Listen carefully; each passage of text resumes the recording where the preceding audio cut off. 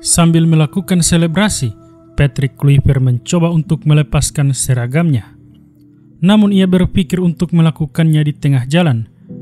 Saat itu adalah menit ke-85 di final Liga Champions 1995 dan dia baru saja mencetak gol yang akan membuat tim kota kelahirannya, Ajax, menjadi juara Eropa sekali lagi.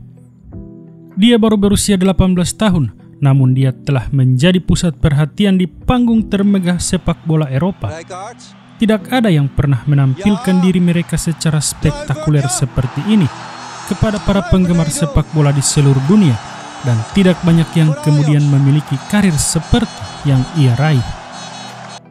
Inilah kisah tentang pelatih baru timnas Indonesia, Patrick Kluivert.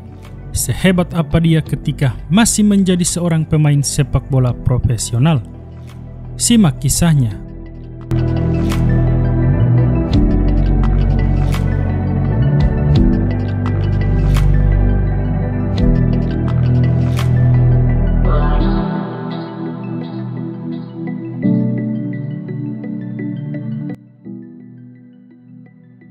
Patrick Stefan Kluivert lahir di Amsterdam pada bulan Juli 1976 sebagai anak ketiga dari pasangan Kenneth dan Lidwina Kluivert.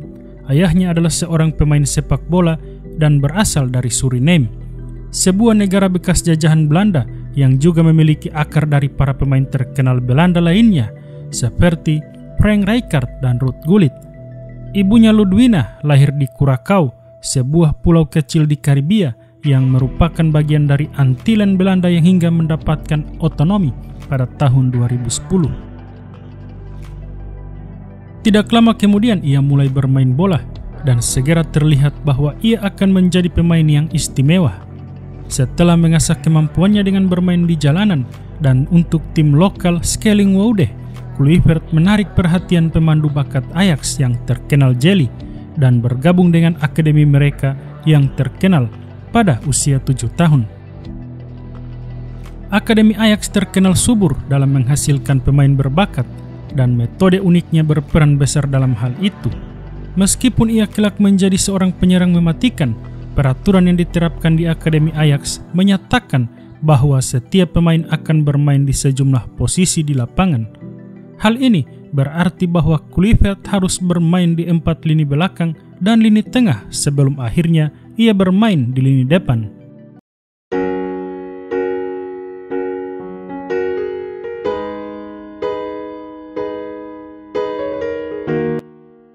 Ajax mengklaim bahwa hal tersebut mengasah pikiran para pemain muda, tetapi terutama ketika mereka akhirnya masuk ke tim utama, membantu mereka memainkan gaya total football yang dipelopori oleh Rinus Michels. Salah satu pemain terbaik yang pernah dilatih Michels adalah Kluivert saat ia masih menjadi penyerang muda di Akademi Ajax. Marco van Basten sedang menorehkan nama besar di awal karirnya yang kemudian membuatnya menjadi legenda. Meskipun ia harus pensiun dini karena cedera dan Kluivert menjadi penonton yang antusias. Ketika saya masih muda, saya menonton pertandingan di televisi dan Marco van Basten adalah idola saya. Dia mencetak begitu banyak gol dan gaya permainannya menarik perhatian saya. Saya juga seorang penyerang, jadi wajar jika saya mencoba untuk belajar darinya. Seiring bertambahnya usia Kluivert, ia dan para pemain akademi yang lebih baik mulai memisahkan diri dari rekan-rekannya yang lebih rendah, dan apa yang segera diketahui oleh semua orang mulai terlihat oleh para pelatih. Mereka memiliki generasi emas di tangan mereka. Edwin van der Sar, Edgar Davids, Clarence Seedorf, Mario Melchiot, dan Kluivert sendiri memiliki usia yang hampir sama dan semuanya sangat berbakat. Bersama-sama mereka akan membentuk tulang punggung tim yang akan membintangi salah satu kisah yang paling mengharukan dalam dunia sepak bola. Satu-satunya masalah yang biasa menghalangi para pemain muda berbakat untuk menembus tim utama adalah sikap keras kepala sang manajer. Dalam sepak bola modern, para manajer tahu bahwa serangkaian hasil buruk akan membuat mereka dipecat, sehingga mereka mengandalkan para pemain cadangan daripada mengambil resiko dengan mengorbitkan pemain muda. Kebanyakan dari mereka melakukannya, namun tidak dengan Louis van Gaal.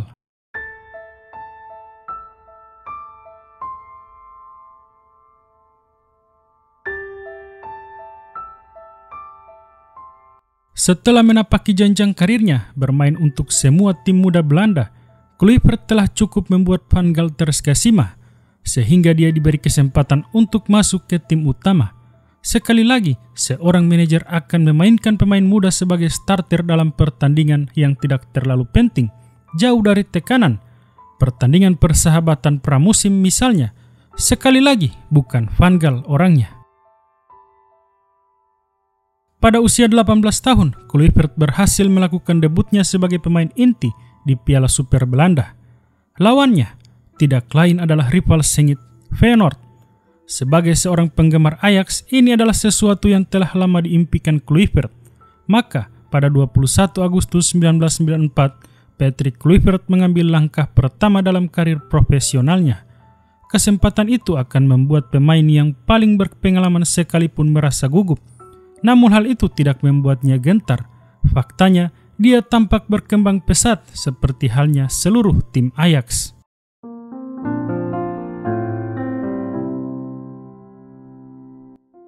Mereka unggul 2 gol dalam 20 menit pertama.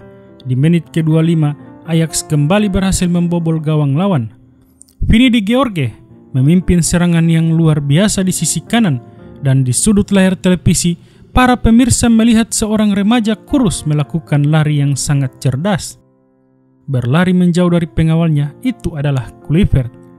Vini melihatnya dan memberikan umpan silang yang sempurna, yang dengan cekatan diarahkan oleh Kluivert ke pojok gawang untuk menjadi gol dalam debutnya.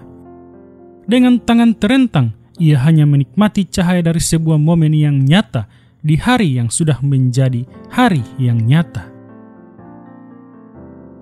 Menyaksikan para pemain muda dari akademi membuktikan bahwa mereka lebih dari cukup untuk bermain di tim utama selalu menjadi hal menyenangkan bagi para penggemar, dan Kluivert jelas cukup berbakat untuk mendapatkan tim 4 utama. Di Eredivisie, ia tampil dalam 25 pertandingan sepanjang musim, mencetak 18 gol yang merupakan rekor tertinggi dalam tim untuk membantu tim meraih gelar juara yang pada akhirnya berhasil. Statistik ini dapat membuat kita lupa bahwa pemain berusia 18 tahun ini baru saja menjalani musim pertamanya sebagai pemain profesional. Melaju ke final Liga Champions merupakan bonus yang tak terlupakan bagi tim.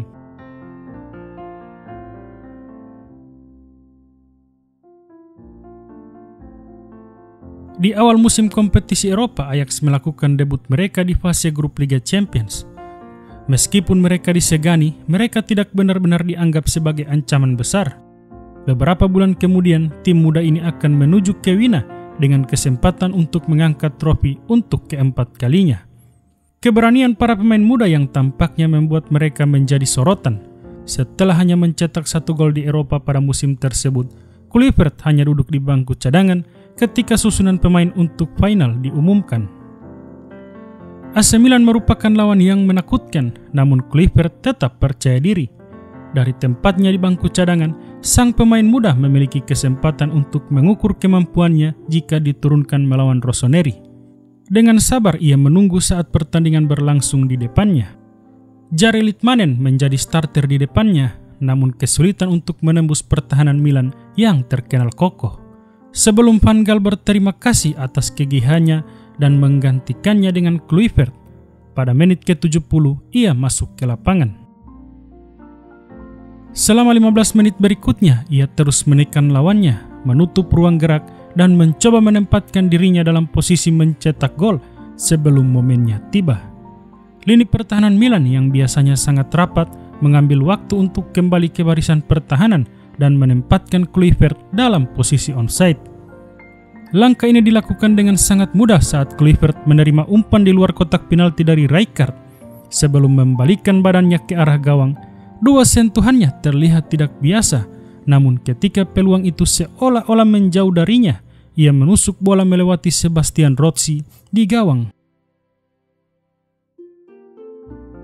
Penyelesaian akhir yang tidak begitu sempurna namun berhasil membawa Ajax meraih trofi dan melengkapi pencapaian yang belum pernah terjadi sebelumnya, baik untuk dirinya maupun tim. Pada usia 18 tahun 10 bulan dan 23 hari, ia tetap menjadi pemain termuda yang mencetak gol di final Liga Champions. Ketika peluit akhir berbunyi, ia memperlihatkan sebuah pemandangan yang mengharukan. Karena diliputi emosi saat itu, ia meneteskan air mata di atas lapangan dengan disaksikan oleh seluruh dunia. Namun keadaan tidak berlangsung lama karena 4 bulan setelah final Liga Champions, Kluivert mengalami kecelakaan mobil yang merenggut nyawa pengendara lain. Pengemudi lain itu adalah Maarten Putman, seorang ayah berusia 56 tahun dengan 2 anak dan juga seorang penggemar setia Ajax. Dia meninggalkan rumahnya di Amsterdam Utara setelah makan malam. Ketika sedang memutar balik, mobil BMW yang dikemudikan Kluivert menabrak pintu rumah Putman dan menewaskannya seketika. Pada persidangan, Kluivert dinyatakan bersalah dan dihukum karena menyebabkan kematian akibat mengemudi dengan cara yang berbahaya dan diperintahkan untuk melakukan 240 jam pelayanan masyarakat sebagai hukuman.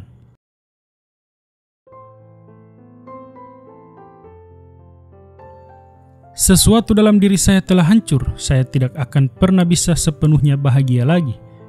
Itu adalah kata-kata yang diucapkan Kluivert tak lama setelah kasusnya selesai di pengadilan. Ia harus menerima ejekan pembunuh di laga-laga tandang dan harus menghadapi serangan depresi yang disebabkan oleh perannya dalam kecelakaan tersebut yang sulit diatasi. Insiden tersebut membayangi musim di mana ia mencetak 15 gol dalam 28 pertandingan, menjadi pencetak gol terbanyak Ajax dan menampilkan performa yang luar biasa saat melawan Real Madrid di Champions League. Untuk musim kedua secara beruntun, Ajax berhasil mencapai final Liga Champions, tetapi pertandingan itu datang terlalu cepat bagi Kluivert yang mengalami cedera lutut pada bulan April dan masih belum sepenuhnya sembuh. Dan dia ketika itu menyaksikan Ajax kalah dalam adu penalti dari Juventus.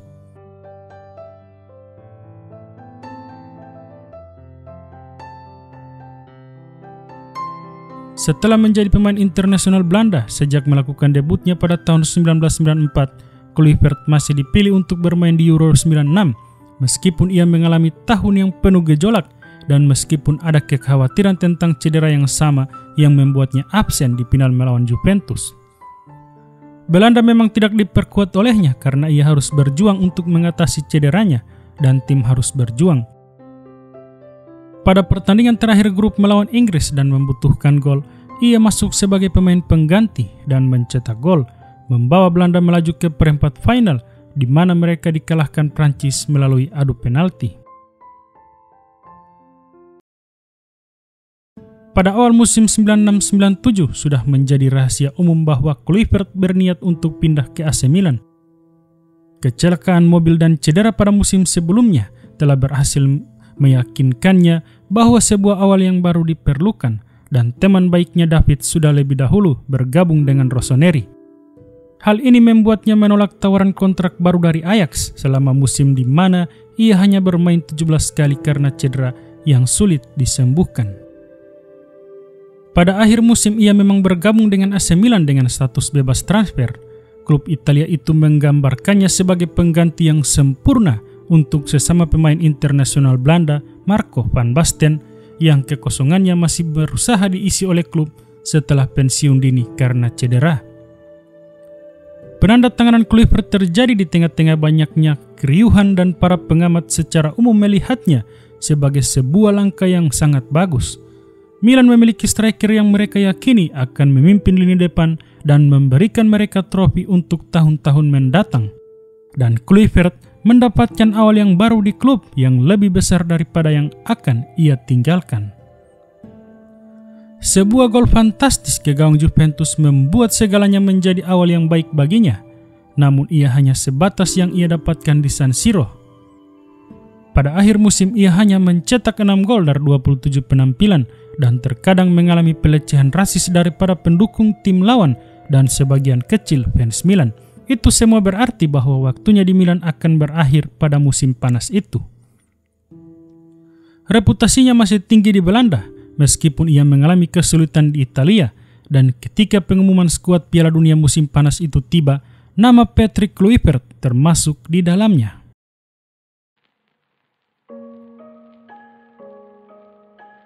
Tim yang berangkat ke Prancis 98 di atas kertas merupakan salah satu tim terkuat yang pernah dikirim Belanda. dengan pemain-pemain seperti Van der Sar, Jaap Stam, Frank de Boer, Clarence Seedorf, Mark Overmars, dan Philip Cocu yang memiliki kualitas yang sesuai dengan kekuatan bintang dan kecemerlangan alami yang dimiliki oleh Dennis Bergkamp dan Kluivert. Namun di pertandingan pertamanya, Kluivert harus diusir dari lapangan karena menyikut lawannya yang berasal dari Belgia. Semua kepercayaan dan keyakinan yang diberikan kepadanya tampak seperti salah sasaran. Penampilan berikutnya di turnamen ini baru akan terjadi pada babak perempat final melawan Argentina.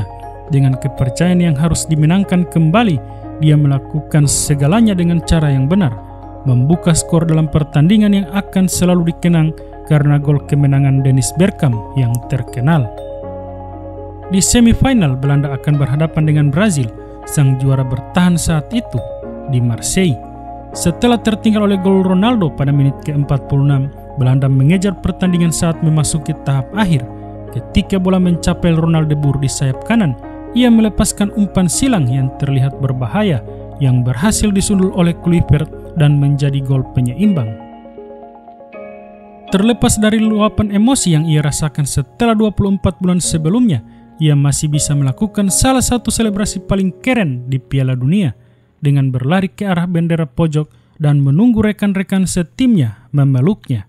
Namun hal itu sia-sia karena tim Belanda tersingkir melalui adu penalti.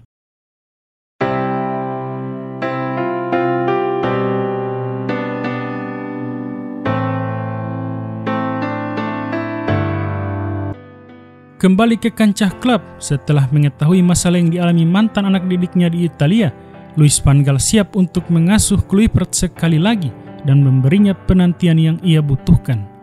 Sekarang melatih Barcelona, ia mengesahkan pengeluaran sebesar 8,75 juta euro untuk mendapatkan pemainnya. Pada tahun 1998, ini merupakan biaya transfer yang signifikan, terutama seorang pemain yang datang dengan beban karena tidak memenuhi ekspektasi di Milan. Kluivert tidak mempermasalahkan keraguan tersebut dan justru tiba dengan kondisi siap untuk musim 98-99 setelah penampilannya di Piala Dunia. Yang sudah menunggu untuk bermain bersamanya adalah Rivaldo. Pemain asal Brasil yang lincah ini telah menandatangani kontrak dengan Barcelona setahun sebelumnya dan dengan cepat, seolah-olah seperti sebuah sihir, pemain asal Brasil ini dan Kluivert menjalin hubungan yang hampir seperti telepati. Kluivert juga menemukan kembali performanya di bawah asuhan mentor lamanya yang cerdik dan berhasil mempertahankan gelar La Liga dengan mencetak 16 gol dari 38 pertandingan. Musim berikutnya juga merupakan musim yang sukses bagi Kluivert, tetapi tidak bagi Barcelona secara keseluruhan. Torehan 15 golnya di Liga membuatnya menjadi pencetak gol terbanyak di tim, namun konsep tim mulai terkikis di sekelilingnya. Dua orang yang paling penting baginya di Barcelona berselisih. Rivaldo rekannya di lapangan dan Van Gaal pelatihnya di luar lapangan tidak saling bertemu dalam sebuah perselisihan yang berawal dari posisi bermain sang pemain Brazil. Kegagalan mempertahankan gelar juara Liga dan hubungan yang buruk dengan pemain bintang tim membuat Van Gaal yang harus angkat kaki di akhir musim. Pada Euro 2000 di Belgia dan Belanda, Kluivert dipanggil untuk mengikuti kejuaraan Eropa musim panas itu. Saatnya bagi tim Belanda yang berbakat yang masih memiliki banyak pemain dari Piala Dunia untuk memenuhi janji mereka. Tampaknya tiba saat itu juga. Setelah menyapu bersih laga di babak penyisihan grup, kemenangan tersebut mengukuhkan rekor 100% kemenangan. Namun langkah hebat Belanda terhenti di babak semifinal setelah dikalahkan Italia dalam drama adu penalti yang membuat seluruh pemain Belanda sangat kecewa.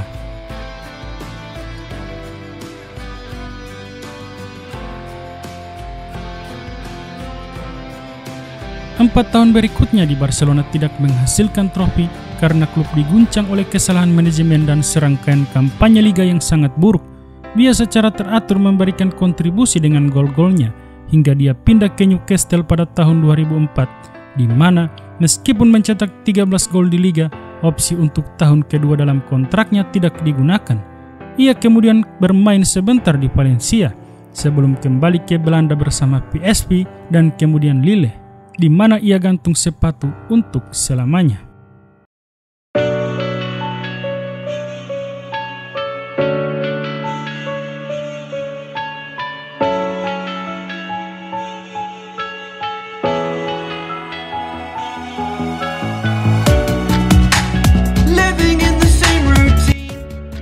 dalam karirnya yang akan selalu disorot adalah aksinya di final Liga Champions 1995, tetap menjadi sebuah keistimewaan bagi mereka yang sudah menyaksikan naluri mencetak gol dari seorang pemain Belanda yang sangat istimewa.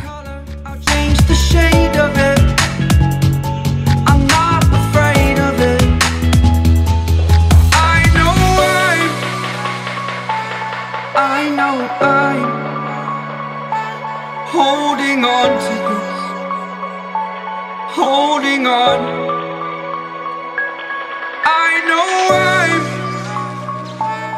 I know I'm